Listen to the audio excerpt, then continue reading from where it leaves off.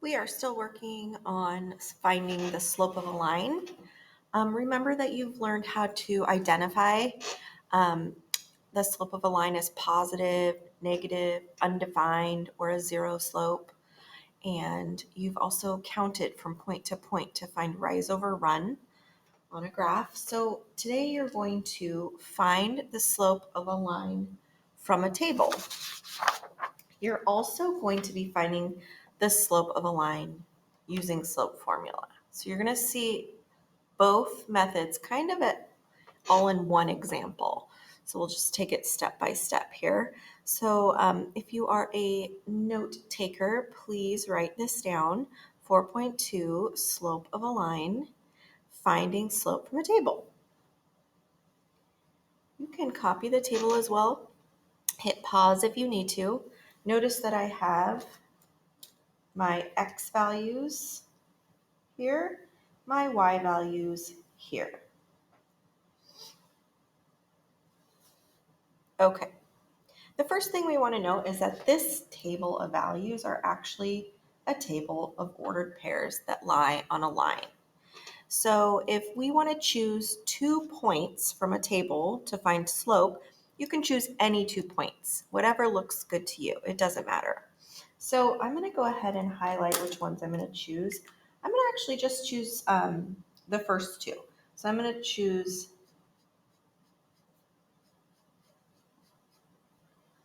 1, 8, and 2, 6. So if these are my x values and these are my y, these are the ordered pairs. 1 and 8 go together, 2, 6.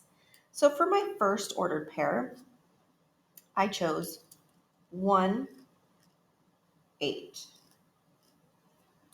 Notice that it's labeled with x and a tiny little 1. That means x sub 1. And then y sub 1 is what we call it. That's just saying, here's my first point. So we're labeling it with a little 1 next to it. Now, what's my second point? Notice the little sub 2 here? That's just saying, here's my second point that I chose, which is 2, 6. So I have my 2 ordered pairs from a table, and I can find the slope of the line using these 2 points. We use what is called the slope formula. I'm going to write that down. Slope formula.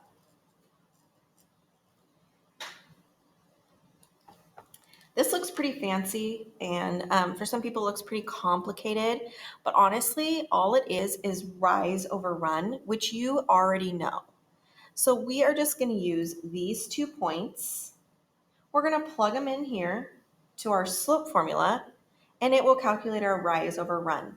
Rise over run also means the change in the y values over the change in the x values. See this little triangle? It's actually called a delta symbol, and it represents the word change. So we're just finding our change in our y's over our change in our x's, just like when you counted.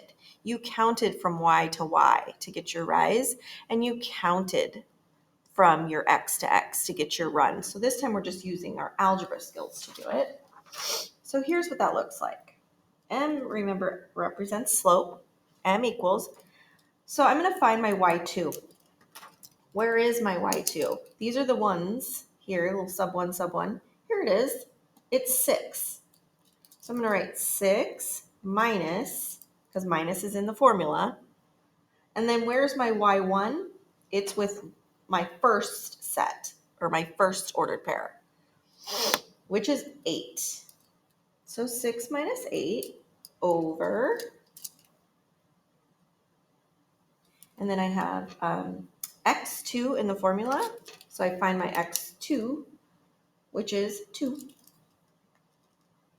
minus x1, which is 1. And then I go forward with the math. So what is 6 minus 8? I can use my calculator if need be. It's actually negative 2. Put a little equal sign here. Over. And then 2 minus 1 is 1. Switching up my colors here. And then I need to reduce or simplify to make sure that we've cleaned it up a little. This -2/1 is a nice slope, but we don't even need to put the 1 there. We can just say that our slope is -2. So the final answer of the slope of this line that has these ordered pairs is -2. Here, I'm going to use the exact same points and show you another way to write it down. So once you find your points, if you write them next to each other, remember you can use any 2 points on the line. Um, some people like to use arrows. So I'm going to make sure that I'm always looking at my slope formula. So look how I start with my rise, which was my change in my y values. So I'm going to do 6, and I'm going to point to the 8 because these are my y's right here and right here. So I'm going to do 6 minus 8 and write it down. 6 minus 8 over, because that's my rise. And then I'm going to do, where's my x's here and here. Remember, I have to, if I started over here and went this way, I also have to keep starting with that same point, and I'm going to do 2 minus 1. So I'm going to write 2 minus 1. And I get the same answer, -2/1, which equals -2. So you just have to make sure that when you're using slope formula, that you're always putting your change of your y values on the very top, because that's our rise. Okay, and then you have to make sure you find the difference between your x values, whether you're doing it like this or plugging them in exactly as the formula looks. That goes on the bottom. It can kind of confuse students once in a while because a lot of times we see a table like this, and notice how your x's are on the top of the table and your y's are here. Well, when you write slope though, you need it to be the rise over the run. So it's a little flip-flopped there. But we're going to practice these in class together, and then you will also have a homework assignment with 4 practice problems as well.